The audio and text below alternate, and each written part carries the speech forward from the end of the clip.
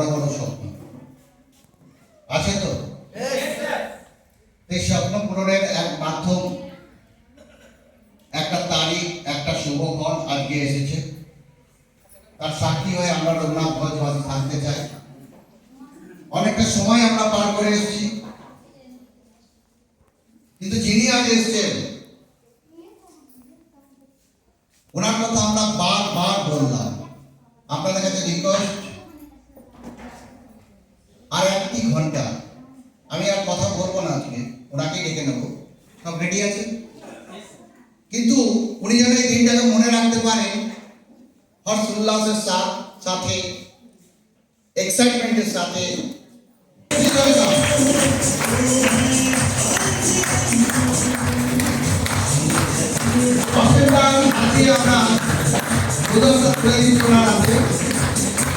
Please আপনারা দিকে চলো।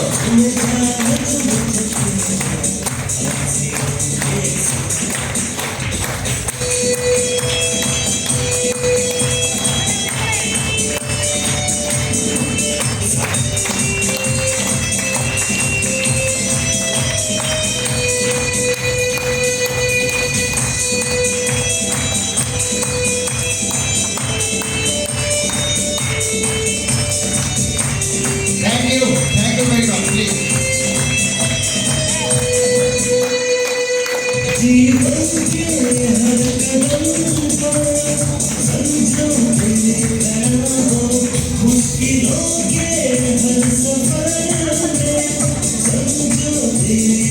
Thank you.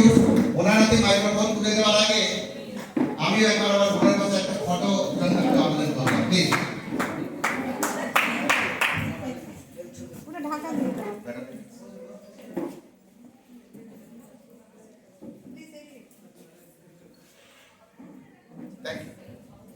আরেকবার জোরদার তালি হয়ে যাক একবার।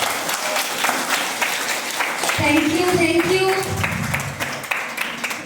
হৃদয় থেকে সবাইকে অসংখ্য ধন্যবাদ। জয় আসিফ। পিছনে জয় আসিফ। কিছুক্ষণের জন্য অনেকের অনেক প্রবলেম থাকতে পারে, কিন্তু এই মাহলে চলে আসলে মুখে হাসি আছে সবার। হাসতে পারি, আমরাই হাসতে পারি। তাহলে সুযোগ পেলে এটাকে ব্যবহার করতে হবে। হাসি তো সবাই মিলে আমরা একটা অভিযানে নেমেছি। তো কেউ এক স্টেপ আগে, কেউ এক স্টেপ পিছনে, কেউ সাথে, কেউ আসতে চলেছে, বা কাউকে আমরা আনতে চলেছি। ব্যাস এইটাই, বাকি সবাই আমরা এক। ঠিক? শুধু একটাই, আমাদের ব্লাড গ্রুপটা হচ্ছে RCM পজিটিভ।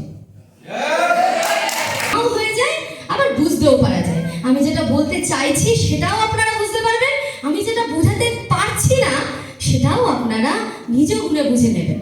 ঠিক না? একদম। একটা ছোট্ট স্টোরি দিয়ে শুরু করছি। একটা আঁকার কম্পিটিশন হচ্ছে, ভাবতে হবে কিন্তু। হ্যাঁ, মানে আমার ছোটবেলাতে আমার টিচার বলতো যে কোনো স্টোরিকে যখন আমরা শুনছি তখন যদি সেটাকে কল্পনা করে নিই তাহলে আমরা সেই স্টোরিটাতে মনে হবে নিজে চলে গেছি, আর সেটা অনেকদিন মনেও থাকে। এই কারণে পড়াশোনার বই মনে নেই, কিন্তু কোনো মুভি দেখেছি সেটা মনে আছে। তাই আজকালকার দিনে কি করছে, ডিজিটাল পড়াশোনা হয়ে গেছে, বাচ্চারা বেশি রিলেট করতে পারছে। এবং আমরা যেখানটাতে পাস করতাম যে মার্কস নিয়ে, এবং আমরা যেটাকে ড্রিম ভাবতাম, আজকালকার দিনে পাসই করছে ড্রিমওয়ালা নাম্বার নিয়ে, এবং 100% পাচ্ছে। তার কারণই হলো তারা ভিজুয়াল, অডিও এবং সাথে পড়াশোনা একসাথে মিলিয়ে নিচ্ছে, ফলে তারা বেশি ভালো করে করতে পারছে। তো আমরাও আসবো, ভিজুয়ালেও আসবো। তার স্টোরিটা আমি বলি, সেটা হচ্ছে একটা পেন্টের কম্পিটিশন হচ্ছে। সেখানে বড় বড় প্রচুর মানুষ এসছে যারা তাদের আর্টকে নিয়ে এসছে, কারণ জিততে হবে। জিতলে কি পাবে? জিততে গেলে পাবে 10 লক্ষ টাকা। কম অঙ্ক? 10 লক্ষ টাকা বড় অঙ্ক। তো সবাই এসছে, সব জায়গা থেকে এসছে, ছবি সব আঁকা হয়েছে, রাখা হয়েছে। এবার প্রতিযোগিতা ফলাফলের দিন। এবার ফলাফলের দিন কি হয় না, যখন যে ফার্স্ট হয় তার ছবিটা ডিসপ্লে হয় এবং সবাই ক্ল্যাপিং করবে, দেখবে। এবার স্টোরিটাতে মানে ওখানে যে টাঙানো আছে ছবিটা, সবাই দেখে বলছে এটা কি, কেন কেন ফার্স্ট প্রাইজ পেয়েছে, এটা হতেই পারে না।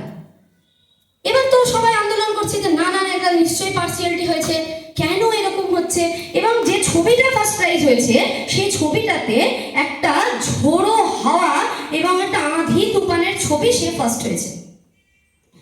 এবার যারা অন্যান্য কম্পিটিটররা ছিল তারা বলছে আমি কত সুন্দর প্রজাপতি এঁকেছি, আমি কত সুন্দর ফুল এঁকেছি, আমি কত সুন্দর রেনবো এঁকেছি, কিন্তু আমাদের কেন ফার্স্ট করা হলো না?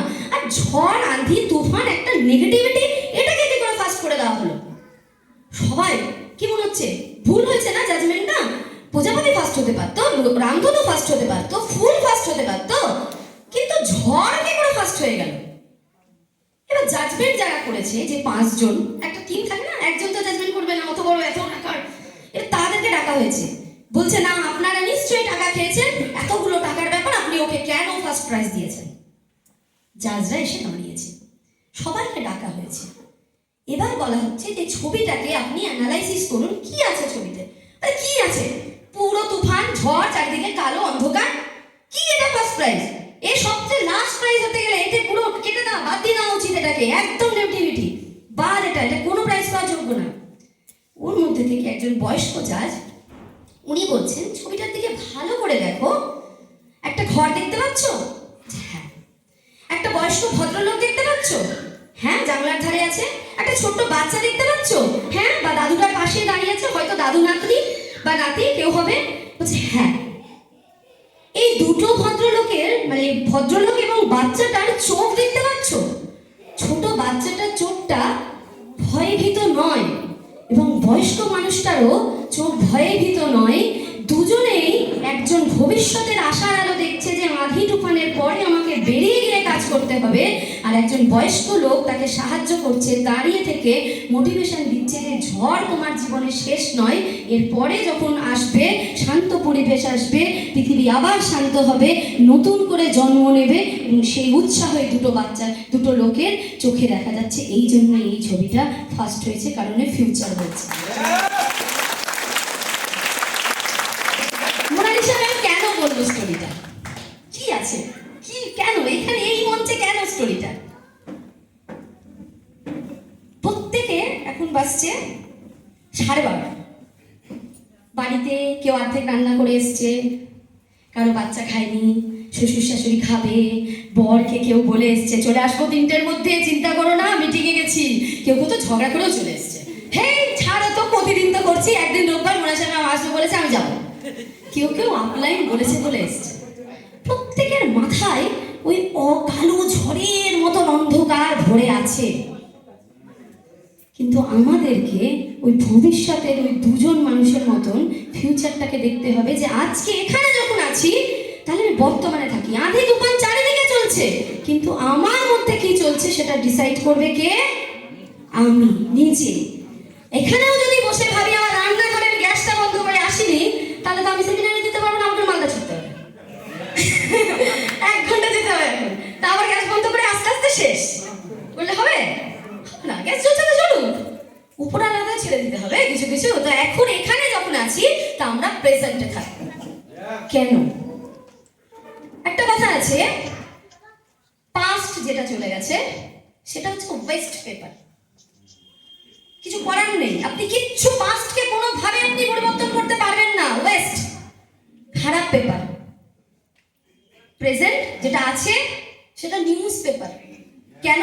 কালকে যেটা ঘটেছে সেটার ফল আজকে পাচ্ছি, আজকে পড়ছি, যেটা হচ্ছে না আমাদের সাথে, আমরা গতকাল সেটা করে এসেছি সেই কাজটা, তার ফলটা এখন পাচ্ছি। আর ফিউচার হলো কোশ্চেন পেপার, জানি না কি হবে। কিন্তু বর্তমানে যদি আমরা আমাদের বর্তমানটাকে সঠিক কর্মের দ্বারা, সেবা দ্বারা সুন্দরভাবে পড়তে, জানতে, শিখতে পারি, তাহলে আগামী দিন হয়ে যাবে আপনার জন্য সুনেরে পেপার, মানে গোল্ডেন পেপার, নইলে আপনার জীবন হয়ে যাবে টিস্যু পেপার। जो है आज ही है, अभी है, जो करना है अभी करना है, कल किसने देखा है, कल रहेंगे या नहीं रहेंगे वो तो हमको भी पता नहीं है और किसी को भी पता नहीं। यस, এখনই কথা বলি, একটা স্লাইডের মাধ্যমে যাব। তার আগে ছোট্ট করে একটু স্টোরি বলি, সবাই স্টোরি থেকে রিলেট করতে পারে। নাম মোনালিসা, যেটা বললাম, একটা মধ্যবিত্ত, উচ্চ মধ্যবিত্ত বলতে পারবো ঘরের মেয়ে, কোনোদিনও চাওয়ার জন্য অত বেশি স্ট্রাগল করতে হয়নি। মানে হয় না যে আছে, বাট এমনও নয় যে লাক্সারি, বাট এমনও নয় যে না হলেও পাবো না, এরকম ব্যাপার না। যেমন পেট ভরার খাওয়া সেটা ছিল, জামা কাপড়ও ছিল, বাট লাক্সারি যে ব্যাপারটা ছিল সেটা ছিল। কিছু চাওয়ার আগে কিছু কিছু হয় না যে চাওয়ার আগে এইটা ভাবতাম যে বাবার কাছে এটা চাইতে পারবো তো, বাবা এটা দিতে পারবে তো, থাক লাগবে না, এটা নিজে নিজে করবো। তো এই জিনিসটা কিন্তু ছোটবেলা থেকে আমার মধ্যে ছিল যে যেমন যদি বলে যে আমার সমস্ত বন্ধুরা প্রচুর টিউশন নিত, আমি কিন্তু ক্লাস 10 পর্যন্ত কোনো টিউশন ছিল না আমার, বাড়িতেই পড়তাম, মা দেখাতো। আর শুধু ম্যাথ পড়াতে পাশের বাড়িতে একটা কাকুর কাছে যেতাম ম্যাথ শেখার জন্য, অঙ্ক শেখার জন্য, কারণ ম্যাথে মা অত ভালো ছিল না, তো মা রেখেছিল, নাহলে মা যদি পারতো তো মার কাছেই করতাম। 11-12-এও সবাই বললো যে মানে যেহেতু ফার্স্ট ডিভিশন স্টার নিয়ে পাস করা, এবার সবাই বললো স্কুল চেঞ্জ কর। আমার একটা জিনিস আছে, আমি যাকে ভালোবাসি তাকে আমি তার সমস্ত খারাপ গুণ নিয়েও ভালোবাসি। তো যে স্কুলে আমি পড়তাম সেই স্কুলটা যেহেতু ছোট্টবেলাতে মানে আমার 1 বছর বাড়িয়ে দেওয়া হয়েছে, মানে খুব অল্প বয়সে আমি ভর্তি হয়ে গেছিলাম, পাশে করে যাচ্ছি, ফলে বয়স বাড়ানোর পরেও আমাকে 5-এ আবার রেখে দিয়েছিল, মানে 5-এ আমি দুবার করেছি, তারপরে গিয়ে বয়সটা ঠিক হয়েছে, তাও বাড়াতে হয়েছে। তো এবার যখন 5-এ ভর্তি হলাম তখন আমার মানে প্রচন্ডই মানে হাইট এখনো শর্ট, আরই ছোট ছিলাম, দেখাই যেত না। মানে আমি পেছন বেঞ্চে গিয়ে যদি দাঁড়িয়ে থাকতাম তাও ম্যাডাম বলতো মানে দাঁড়িয়ে আছে তো আমি, এবার ম্যাডাম প্রশ্ন জিজ্ঞেস করেছে, তো আমি তো দাঁড়িয়েই আছি, আমি তো দেখতে পাচ্ছি না বসে থেকে, পিছনে বসে মানে দাঁড়িয়ে। দিয়ে এবার ম্যাডাম বলে তুমি বসে বসে বলছো কেন, দাঁড়িয়ে দাঁড়িয়ে বলো। আমি বলি ম্যাডাম আমি দাঁড়িয়েই আছি, আর শুনেছি বলি ম্যাডাম আমি দাঁড়িয়েই আছি। বলে তুমি সামনে এসো। ওই যে 5 থেকে ফার্স্ট বেঞ্চ বা সেকেন্ড বেঞ্চে বসে স্টার্ট করলাম, ওটাই হয়েছে। তো এতটুকু হাইট ছিল, মানে বেঞ্চে দাঁড়িয়ে থাকলে যেরকম হাইট হয় এরকম। তো এবার হচ্ছে ওই স্কুলেই পড়েছি। পাশ করার পরে সবাই বললো ভালো স্কুলে যেতে, বারো চিন্তামণি মালদাতে যে নাম। তা আমার ইচ্ছে ছিল আমি ওই স্কুলেই ভর্তি হব, আমি ওই স্কুলেই ভর্তি হয়েছি। এবার সবাই বললো মানে আমি যেহেতু আমার শখ ছিল যে আমি জিওগ্রাফি নিয়ে পড়বো, জিওগ্রাফি নিলাম, ইকোনমিক্স নিলাম। এবার সবাই বললো যে টিউশন নিতে হবে, সবাই টিউশন নিল, সংস্কৃত এটা। 11-এও আমি শুধুমাত্র জিওগ্রাফিরই টিচার নিয়েছি, এই কারণে যে আমার মনে হচ্ছিল যে বাবার উপর আমি বার্ডেন হয়ে যাচ্ছে। এবং সেই সময়তেই আমি যখন শুরু করলাম মানে আমাকে একজন বললো যে তুই তো ভালো বলিস, তোর তো গানের গলাও ভালো, তোর তো ভয়েসটা খুব ভালো, মানে কি জানি না, লোকে বলে ভয়েসটা নাকি আমার ভালো, আগে ভালো ছিল, এখন তো খারাপ হয়ে গেছে, চিল্লে। তো এবার হচ্ছে বলে যে তুই ভালো ভয়েস দিস, তো ওই মাইকে অ্যানাউন্স করে যে বিভিন্ন রকম হোর্ডিং গুলো যায় না যে এত টাকার সেল, আইসক্রিমের বিভিন্ন রকম এই অ্যাড গুলোতে, তখন আমাকে একজন ইন্ট্রোডিউস করালো। কিছু না, দারুণ কাজ, যাবো পড়বো 5 মিনিটের, 5 মিনিট হতে গেলে 100 টাকা, 5 মিনিটের ওভার হতে গেলে 200 টাকা, এরকম করে টাইমিং আছে, ঠিক আছে? ওইরকম করে 3 মিনিট থেকে বোধহয় স্টার্ট ছিল। যাবো পড়বো, টেক দেবো, একটা থেকে না হলো 2টো টেক দিলাম, ব্যাস পয়সা নিলাম, স্কুল করতে হচ্ছে। এবার একজন বললো যে তুই তো ছবি টবিগুলো ভালো আঁকিস, তাহলে তুই একটা কাজ কর, তুই প্রজেক্টগুলো ধর, স্কুলের প্রজেক্টগুলো অনেকে শিখতে হয়, প্রজেক্টগুলো আমি কোনোদিন কিন্তু আঁকা শিখিনি, কিছু প্রজেক্ট করে দিলাম, মানে অনেকে আগে ফ্রিতেই করে দিলাম। তো একজন আবার বললো যে না তুই যখন ফ্রিতে করে দিচ্ছিস তুই খাতা বানিয়ে দে, তাহলে খাতাই বানিয়ে দেওয়া শুরু। তারপর একজন বললো যে মানে তখন আমার আস্তে আস্তে আর্নিং করা শুরু হচ্ছে, মানে আমি তখন চাইছি যে বাবার হাতে আমি না, আমি নিজে থেকে কিছু করে বাবাকে দেবো। দিয়ে তখন এবার জিওগ্রাফি যখন নিলাম, তখন এবার ভাবলাম যে তাহলে জিওগ্রাফি যখন নিলামই, তাহলে এবার একটু 7-8-এর বাচ্চাদেরকে কিছু পড়াই, দিয়ে পড়াতে বাড়িতে একটা ব্যাচ করি। ক্লাস 12-এ উঠতে গিয়ে আমার মান্থলি ইনকাম 15,000 টাকা থেকে স্টার্ট, মানে আমি এত কিছু করে 15,000 টাকা ইনকাম। তারপর কলেজ যথারীতি সব কিছু চলছে, কলেজেও গেলাম, কলেজে গিয়ে তখন এত কিছু করার ইচ্ছে ছিল না, কিন্তু একটা ছোটবেলা থেকে ইচ্ছে ছিল যে লোকের জন্য কিছু করতে হবে। তো দেখলাম দুটো অপশন, একটা আছে আমাদের কলেজে এনসিসি আর একটা আছে পার্টি। আমি দেখলাম এনসিসি করতে গেলে নিজের জন্য করা হবে, দেশের জন্য করা হবে, ঠিক আছে, বাট আমার তো ওটা থেকে তো আর যাওয়ার উপায় নেই। আর হাইটও শর্ট, আগে ইচ্ছে ছিল যে আমি পাইলট হব, মানে এয়ারক্রাফট চালাবো, প্লেন চালাবো, এরকম একটা। হাইটটা এমনই শর্ট হয়ে গেল যে ওগুলো আর যাওয়ার উপায় নেই, তাহলে না এনসিসি করবো না, এনসিসি বাদ। আর এনসিসিতে হাইটও একটা লাগতো, সেটা একটা ব্যাপার ছিল, সেটাও করবো না, তাহলে পার্টি করবো, পার্টি করলে অনেক মানুষের সাথে করা যাবে। এবার যখন পার্টি জয়েন করলাম, ফার্স্ট ইয়ারে সবচেয়ে মানে ওই কলেজের মধ্যে রেকর্ড, আমি সবচেয়ে ছোট বয়সের জিএস, এবার ওখানটা গিয়ে দেখলাম যে না এইগুলো মানে ঠিক আছে, বাট আমার দ্বারা হবে না। দিয়ে ওখান থেকে বেরিয়ে আসলাম। তারপরে যখন আমি গ্র্যাজুয়েশন কমপ্লিট করলাম তখন পেলাম চাকরি। যে স্কুলে পড়াতাম সেই স্কুলেই আমি অ্যাজ এ কম্পিউটার টিচার, জিওগ্রাফির সাথে আমি যেহেতু ন্যাশনাল খোখোতে খেলে এসেছি তো গেমটাও দেখতাম। মানে ওই বলে না যে ঢুকিয়েছিল একভাবে আর তারপরে সব কিছু করিয়েছে, এরকম একটা ব্যাপার। তো স্কুলে যখন চাকরি পেলাম তখন 2009 পাশ করলাম গ্র্যাজুয়েশন, মানে পাস সার্টিফিকেটে হয়নি, তার আগে আমি চাকরি পেয়ে গেছি। যথারীতি সব কিছু চলছিল, সব ঠিক ছিল। তারপরে 2011-তে অপূর্ব স্যারের সাথে আমার বিয়ে হয়। 2012-তে বড় ছেলে হলো। ছেলে কনসিভ করার পরে মানে ছেলে আমার হয়েছে 8 মাস কয়েকদিনে। আমি জাস্ট ও জন্মানোর 10 দিন আগে, মানে যে একটা সামার ভ্যাকেশনে কিছু একটা ছুটি ফুটি ছিল, তার আগে পর্যন্ত আমি কিন্তু কন্টিনিউ স্কুল করেছি। একটা দিনও আমি স্কুল গ্যাপ দেইনি। কেন বলছি পরে রিলেট করতে পারবেন যে আমরা বহুত কিছু এরকম করি, কিন্তু ভাবি কি মানে আমি সত্যি এখনো স্কুলকে এত ভালোবাসি। আমাকে যদি স্কুল মানে আমি এখনো স্কুলের রাতে স্বপ্ন দেখি যে আমি আবার টিচারি করছি, এবং আমাকে স্কুল যদি এখনই বলে না তো আমি যে কিছু করে দিতে পারবো। মানে হয় না ক্লাস 5 থেকে নিয়ে ওই একই স্কুল। আর স্কুল লাইফ তো সবারই জীবনে একটা স্বর্ণযুগ যাকে বলে। তো সেই স্কুলে আমি নিঃস্বার্থভাবে সমস্ত কিছু করেছি। ইভেন অ্যাসিস্ট্যান্ট টিচার, কারণ আমি তখন পার্ট টাইম টিচার ছিলাম, এখন আমাদের পোস্টটা পার্মানেন্ট হয়ে গেছে গভর্নমেন্ট থেকে, আমি তো ছেড়ে দিয়েছি। তো অ্যাসিস্ট্যান্ট টিচার যে যে মিটিংগুলোতে যাওয়ার ছিল সে সমস্ত মিটিংয়ে আমাকে যেত, মানে আমি যেতাম। প্লাস আমাদের স্কুলে কালচারাল প্রোগ্রামে র্যালিতে ফার্স্ট প্রাইজ আনানো স্টার্ট আপ হয়েছে আমার হাতে।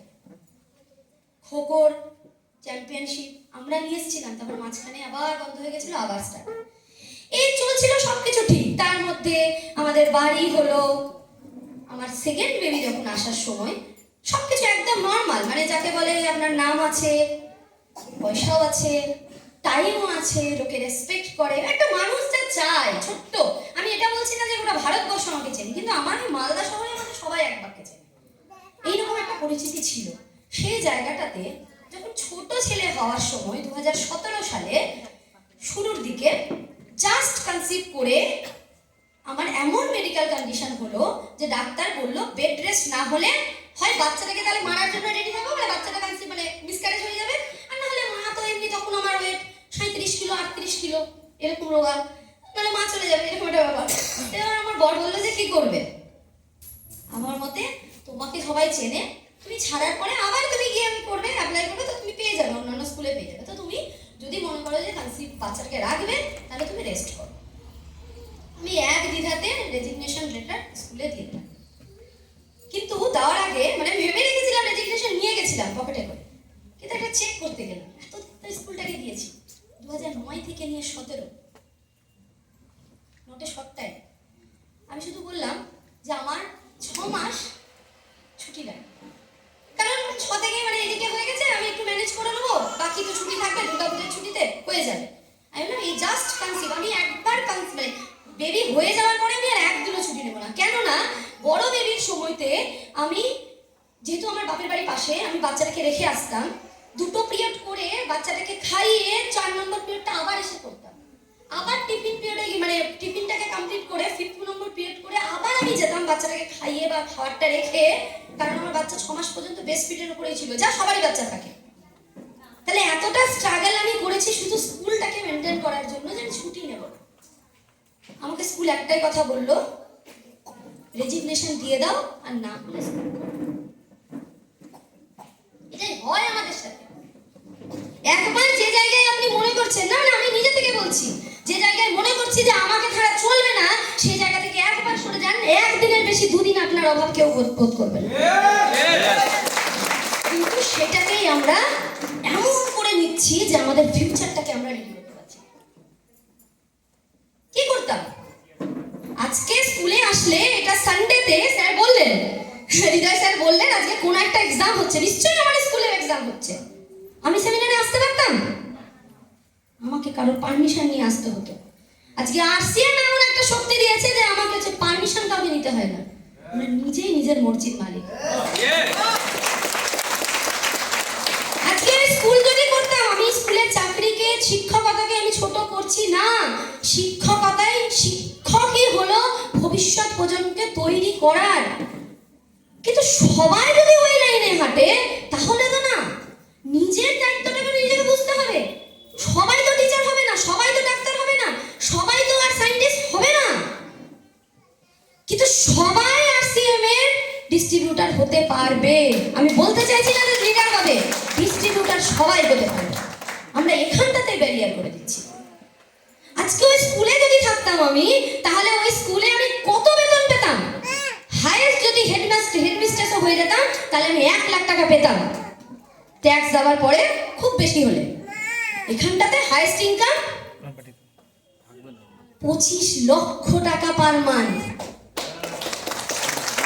স্কুল টিচারদের আছে সুযোগ। ঈশ্বরের কৃপায়, উপরওয়ালার কৃপায় এই এত সুন্দর সুন্দর মানুষের সাথে পরিচয় ওখানে থাকলে হতো হতো না।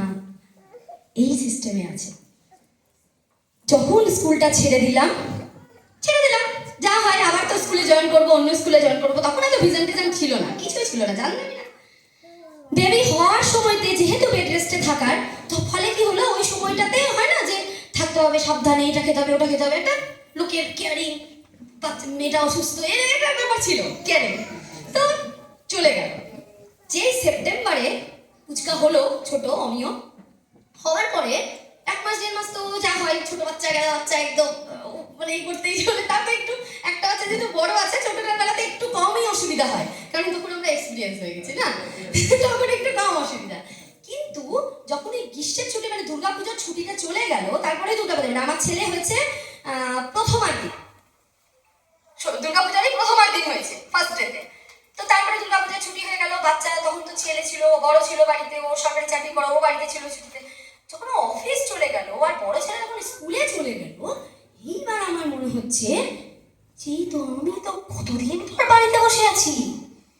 আমি এবারে সেই 11 থেকে ছুটে বেড়ানো পাবলিক আর বাড়িতে বসে আছি আমি, এরকম করে বাচ্চা, মানে আমার তো জীবনটাই মনে বরবাদ হয়ে যাচ্ছে, এরকম একটা লাগছে। যে তারপরে যখন ধীরে ধীরে ধীরে ধীরে যখন এটার সাথে একটু একটু করে রিলেট করতে রাখলাম, আমি হাউসওয়াইফকেও ছোট করছি না, কিন্তু হাউসওয়াইফ আর হাউসওয়াইফের সাথে অন্য কিছু করার মধ্যে গর্বই আলাদা। হাউসওয়াইফ অনেক বড় দায়িত্ব, কিন্তু সেই দায়িত্ব সামলেও যদি, কারণ একটা পুরুষ যদি বাড়িতে থেকে ঘর গুছিয়ে সংসারের বাজার করে দিয়ে তারপরেও অফিসে গিয়ে কাজ করতে পারে, তাহলে আমরা মহিলারা বাড়ি সামলেও বাইরে গিয়ে কাজ করতে পারি। তারপরে যখন মনে হলো, মোনালিসা তুই তো 15,000 টাকা থেকে শুরু করেছিলি, আর স্কুল চলাকালীন তুই 25,000 টাকা ইনকাম করতিস, এখন ইনকাম 0। আমি বলবো না অপূর্ব স্যার, মানে কপাল করে আমি অপূর্ব স্যার পেয়েছি, কপাল করে। এরকম মানুষ হয় না। আজকে বলুন, কেউ দুপা বেরাতে দেয় না। আজকে স্টেশন পর্যন্ত ছেড়ে দিয়ে ট্রেনে উঠিয়ে দিয়ে গেছে, আমি মিটিং করব, আবার স্টেশনে আমাকে নিতে আসবে। আজকের ডেটে এইরকম ছেলে মানুষ পাওয়াও কিন্তু খুব মুশকিল। সত্যি, একবার অপূর্ব স্যারের জন্য একবার জোরদার। আজকে বিভিন্ন সার্কামস্টেন্সে মানুষের মেয়েদেরকে আগে বাড়াতে দেয় না, বলে যে একজন সফল পুরুষের পেছনে থাকে একটা মহিলা সাপোর্ট। আমি বলবো একজন সফল মহিলার পেছনে অবশ্যই করে একটা পুরুষ সাপোর্ট থাকতে হয়, যেটা বাবার রূপে হোক, দাদার রূপে হোক, কি স্বামীর রূপে হোক, কি ছেলের রূপে হোক। তা না হলে সত্যি বলছি, মহিলারা কিন্তু আগে বেরাতে পারবে না, যতই সমাজ চাক। কারণ মহিলাদেরকে পিছে টেনে নেওয়ার শক্তি বাড়ি থেকেই শুরু হয়। বাড়িটাকে আগে জয় করতে হবে। যখন দেখলাম যে এই অবস্থা, ও টাকা চাইলে দিত, যে ঠিক আছে না চাওয়ার আগেও দিত, কিন্তু আমি যে হাত পাতবো, কেন আমি হাত পাতবো? আমার কি শিক্ষা নাই? আমি কি করতে পারি না যে আমাকে তার কাছে হাত পাততে হবে? আমি উল্টা দেব, আমি কেন হাত পাতবো? আমরা কি পড়াশোনা শিখি, পড়াশোনা ছেড়ে দেন?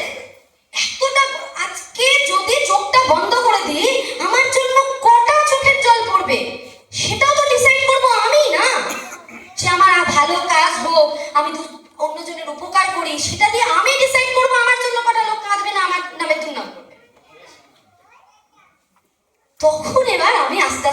কি হচ্ছিলাম কি, আমি হচ্ছি না তাহলে কি অ্যাপ্লাই করতে হবে, না তাহলে কি ইস এসএসসিটা কেন দিলাম না, তখন ইস নার্সিংটা কেন করলাম না, আমি এত ভালো রেজাল্ট করেছিলাম, নার্সিংটা করলে তো আমার চাকরিটা পার্মানেন্ট থাকতো, তাহলে তো আমাকে স্কুল আর ছেড়ে দিত না, আমাকে বলতো না রিজাইন করে দাও। তখন খুব আফসোস হচ্ছিল, এই স্কুলটার পিরিয়ডটা বোধহয় শেষ করে ফেলেছি, কেন কেন কেন। সেই মুহূর্তে অপূর্ব স্যার আমাকে কাউন্সিলিং করা শুরু করলো, যে ও কিন্তু আরসিএম এর সঙ্গে ছিল, আমরা আরসিএম বহুদিন ধরে আমরা প্রোডাক্ট খাই, মোটামুটি আমার বাবার যখন কিডনিতে প্রবলেম হলো ডাক্তার হেলথ কার্ড অয়েল লিখে দিয়েছিলেন, এটা ঘটনা বলছি 2007 কি 6, তখন থেকে আমার বাড়িতে হেলথ কার্ড খাওয়া হয়, আর কিছু না, শুধু হেলথ কার্ড। বাবার একটা কোড ছিল, কোড দিয়ে হেলথ কার্ড খাওয়া হতো, কোডটাও ভগবান জানে কোথায়, আমরা তেল কিনে নিয়ে চলে আসতাম, মানে আর কোড ফোড়ে দিতাম না, জাস্ট তেল কিনে নিয়ে চলে আসতাম। এর বাবাকে বলেছিল যে দুজনকে ঠান্ডা লেগে আন্দারে আমার এবার দুজনকে জয়েন করাতে হবে, বাবা দুজনকে জয়েন করিয়েছিল, আমাকে নিয়ে গিয়ে জয়েন করেছিল, আমি তখন ক্লাস মোটামুটি 7-8 পড়ি বা এরকম কোনো একটা ক্লাসে পড়ি, সালটা ওই রকমই হবে।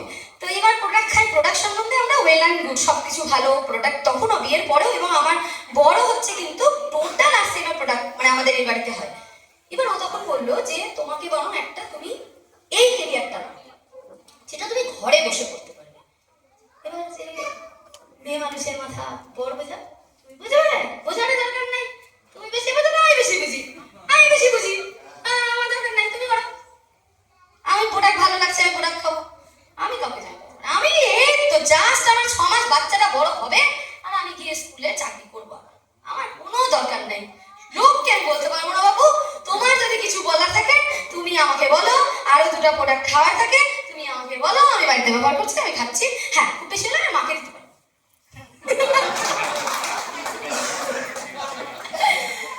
এবার বললাম যে অপূর্ব স্যার কিন্তু সেই মানুষ।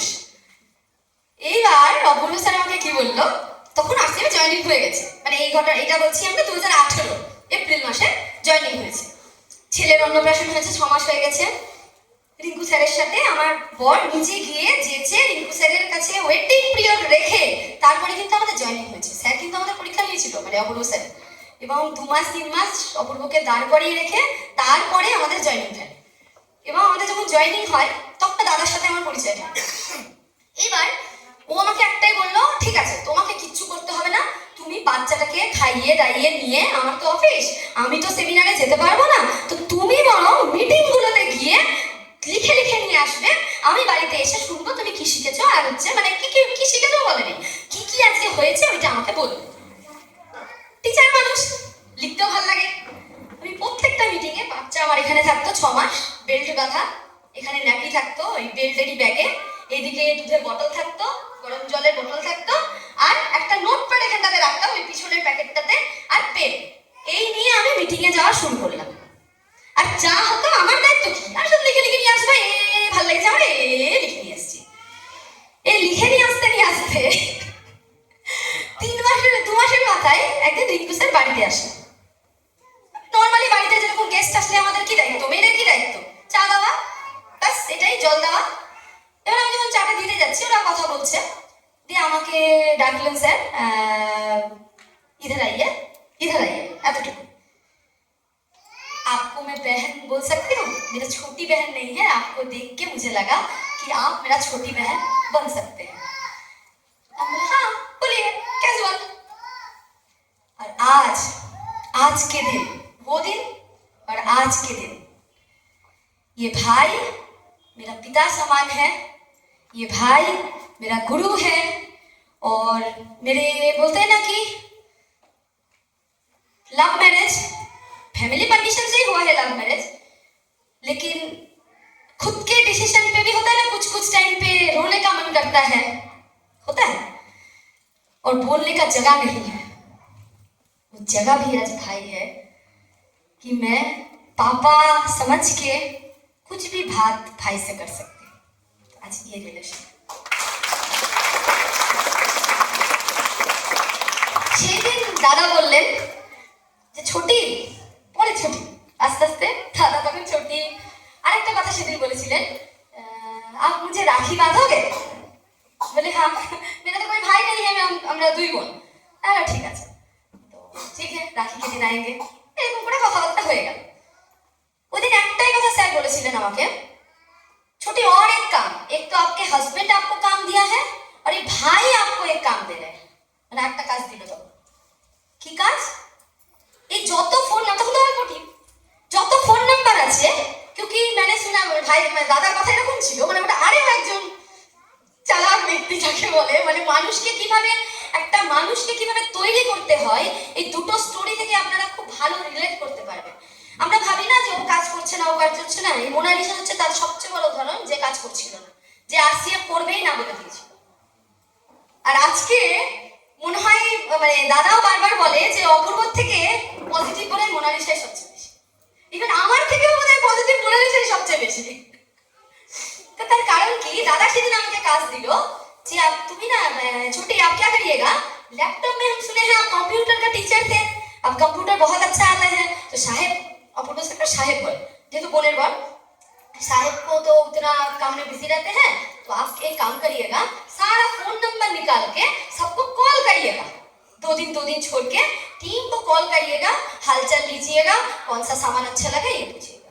আমি তো তখন ভাবলাম যে বাবা রে ভালোই কাজ, ফোন করতে আর কতটুকু সময় কথা বলতে আমার ভালোই লাগে, ফোন করবো, নাম্বার দেখে দেখে ফোন করবো। এইবার ফোন করতে গিয়ে মুশকিল হয়ে গেল, যখন আমি কাউকে জিজ্ঞেস করছি যে তুমি কত টাকা কিনেছো, তাতে আমাকে আমার পার্সেস ভলিউম দেখতে হচ্ছে। এবার কিনেছো, তার প্রোডাক্ট ভালো লেগেছে, তাতে আমাকে প্রোডাক্ট সম্বন্ধে জানতে হচ্ছে। এবার আমি কিন্তু ইনডাইরেক্টলি সবই করছি, কিন্তু আমাকে কেউ কিছু করতে বলেনি। আমাকে লাস্টে প্রোডাক্ট জানতে হলো, মানে যে হেলথ কার্ড আছে, এটা আছে, ওটা আছে, কারণ আমাদের কথা বলে ও যখন আমাকে বলছে যে আপনাদের না সেনসেশন সাবানটা খুব ভালো লেগেছে, কিন্তু নীল সাবানটা আমার ভালো লাগেনি, আমি লিখে রাখার কথাটা আমার লেখার দায়িত্ব ছিল যে এই নাম্বার, এইটার ফোন নাম্বার, এইটার নাম, আর এর সাথে এই কথা হলো, মানে এইরকম খাটনি করেছে আমাকে দিয়ে। দিয়ে যখন আমি দেখতে পাচ্ছি যে সেনসেশন সাবান আছে নীল সাবান, পরবর্তীতে তখন আমি বললাম যে স্যার এরকম এরকম হলো, স্যার তখন বললো যে आप उनको पूछे थे कि वो कौन सा साबुन यूज करते हैं, ना तो जिज्ञेस करली বলছে যে नीम साबुन जो बाहर का मार्गो साबुन यूज करते हैं उनको अच्छा लगेगा। পরের দিন যখন ফোন করলাম বলছে না আপনার মার্গো সাবান ভালো লাগে না আমার, আমি তখন আবার বললাম যে না ওই জন্যই আপনার ওটা ভালো লাগেনি, তো আপনি কোন সাবান ব্যবহার করেন, তাহলে আমাকে সাবান নিয়ে করতে হলো। এই করতে করতে করতে করতে ওরা আমাকে দুজন মিলে আরসিএম এ এমন ভাবে নিয়ে চলে আসলো যে আরসিএম এখন আমি চোখ বন্ধ করলে স্বপ্নময় এখন আরসিএম।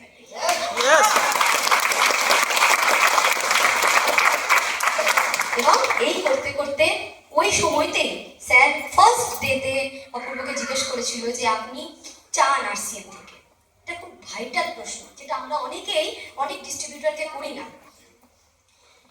অপূর্ব বলেছিল যে আমি যেটা চাই যদি ওটা আমি জানতামই তাহলে আমি আরসিএম এ আজকে আপনার জায়গায় হতাম। আমি জানি না আমার দ্বারা কি সম্ভব, আপনি বলুন আমার দ্বারা কি সম্ভব, আমি সেটাই করব। এটা হলো গুরুর দায়িত্ব, লিডারের দায়িত্ব, লিডারের হাতে নিজেকে সঁপে দেওয়া। একটা ছোট্ট এখানে একটা গল্প বলি, রিলেট করতে পারবেন। বাসে বসেছেন সবাই, বাসে বাসের পিছন সিটে বসেছেন, কেমন অনুভব, ঝাঁকুনি কেমন হয়? আর ড্রাইভারের পাশে বসে দেখেছেন ঝাঁকুনি কেমন হয়? হয় না, না? আপনারা যারা আপলাইনকে ওই ড্রাইভারের সিটে আগে বসিয়ে রেখে দিয়েছে, আর ড্রাইভারের থেকে আপলাইন থেকে দূরে বাসের পিছনে বসে আছেন, কারণ এটা একটাই টিম, তো একটা টিমে সবাই পাশে বসে আছে, একটাই টিমের সবারই সবাই, ওই স্ট্রেসটাও আপনি বেশি পাবেন, প্রবলেমও আপনার বেশি আসবে, ঝাঁকুনিও আপনার বেশি আসবে, সমস্যাটাও আপনি বেশি পড়বেন। শুধু আপলাইনের হাতটা ধরে নিন আর আপলাইনের পাশে চলে আসুন, দেখুন আপনার আর্থিক সমস্যার সমাধান হয়ে যাবে।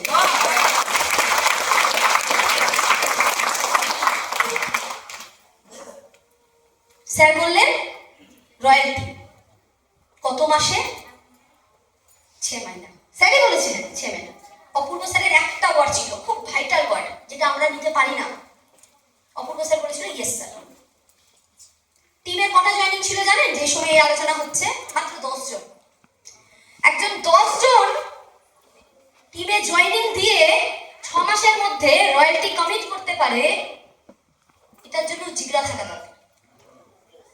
আমরা এখানে ভয় পাই, কিন্তু বলে যে উপরওয়ালা ভগবান বলুন, আল্লাহ বলুন, ঈশ্বর দ্বারা যাই বলুন না কেন, একটাই ওয়ার্ড জানে, সেটা হচ্ছে আপনি যা চাইছেন আপনি তাহাই পাইবেন। ইয়েস, তথাস্তু, আমিন। আর আমরা কি ভাবি, স্যার 6 মাসের মধ্যে রয়্যালটি হবে, স্যার 6 মাসের মধ্যে রয়্যালটি, আমার তো লোকই নাই, আমি কি করব, আমার তো হবে না, না না না স্যার আর একটু সময় দেন। হবে না, হবে না, আমি বলে দিচ্ছি হবে না। কিন্তু ওখানটাতে যদি এটা বলতাম, স্যার 6 মাসের মধ্যে তো, আচ্ছা ঠিক আছে, আপনি কি করতে হবে বলুন, আপনি আমার সাথে থাকুন, আমরা করবো মিলে, কি হতো, মাহলটা চেঞ্জ হয়ে গেল না? এইটা করতে হবে। উড়ান 25,000 টাকা কিনতে হবে, কাকে বেচবো, কি করবো, 15,000 করতে হবে, তারপর 50,000 করতে হবে, তারপর 10,000 করতে হবে, বাবা রে বাবা, কেন 2500 করতে হবে শুধু? দেখি না একটা স্টেপ যাই কিনা। আমরা কি করছি, আমরা ওই পাহাড়ের চূড়ার সিঁড়িটা দেখতে যাচ্ছি, কিন্তু দেখতে কোথায় হবে, চূড়ার সিঁড়িটা স্বপ্ন থাকবে, যাবো ওখানে, দেখবো এইখানটাতে, এইটুকুটাই আমার টার্গেট। আর যখন এইটুকুটা টার্গেট নিব না, তারপরের টুকুটা টার্গেট নিব না, তারপরের টুকুটা টার্গেট নিব না, তখন এখানে দেখবো, আর পিছে যখন দেখবো ওই প্রথম যেটা শুরু করেছিলাম ওটা হয়ে গেছে নিচে, আর যেটা আপনি চাইছিলেন আপনি সেখানে অলরেডি দাঁড়িয়ে আছেন। তাহলে উড়ানের 50,000 পার মান্থ 10,000 অনেক জন্য শুনলাম, সেটা না, উড়ানের টার্গেট হলো 2500, তারপরে আবার 2500, 12 দিনের ট্রেনিং, তারপরে কি, তারপরে প্লেজার নেওয়া, আনন্দ করুন, এনজয় করুন, তারপরে কি করব, 50,000-এর জন্য 15,000 করে পার মান্থ যদি করি, তাহলে আমার আসান হয়ে গেল। কি করে করবো, আমি লাস্টে 15 মিনিট আপনারা সময় দিলে সেটাও আমি ডিসকাস করব। চলুন মূল সেশনে চলে আসি, এবং এটা খুব অল্প শর্টে একদম আমার স্লাইড, একদম শর্ট, কিন্তু প্রত্যেকটা ওয়ার্ড মানে আমি চেয়েছি দুধ না দিয়ে ঘি দেওয়ার চেষ্টা করেছি, মানে দুধটা জাল দেওয়া আছে, আচ্ছা ঘি না ক্ষীর দেওয়ার চেষ্টা করেছি।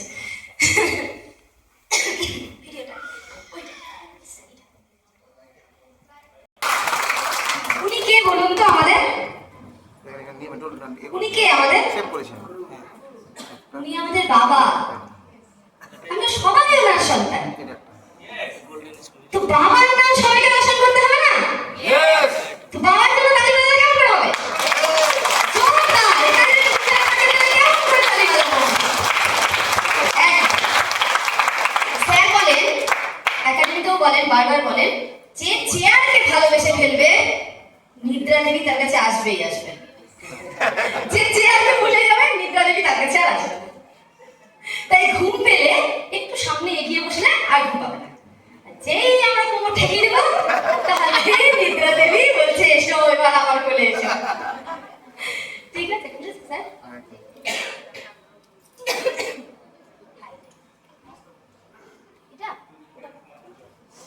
আচ্ছা, এখানটাতে স্লাইডটা আসুন, ততক্ষণে আমরা শুরু করি, কারণ সময়টারও দাম আছে, সময়ের অনেক বেশি দাম আছে, টাইম ইকুয়াল টু মানি। তো বিবেক বিন্দ্রা স্যার একটা ভিডিওতে তার ক্যারিয়ার হয় না, বিভিন্ন ছোট ছোট বাচ্চারা যখন ক্যারিয়ার নিতে যায়, সেই ক্যারিয়ার নেওয়ার জন্য বলছেন যে কি করে কোনটাকে ক্যারিয়ার নিলে সবচেয়ে বেশি সুবিধা হবে, এইটা সবচেয়ে বেশি সুবিধা হবে। ডাইরেক্ট চালিয়ে দেন স্যার, সবচেয়ে ভালো হবে, ডাইরেক্ট চালিয়ে দেন। তো সেখানটাতে কি বলছে, কয়েকটা পয়েন্ট মাথায় রাখতে হবে, 4টে পয়েন্ট মাথায় রাখতে হবে।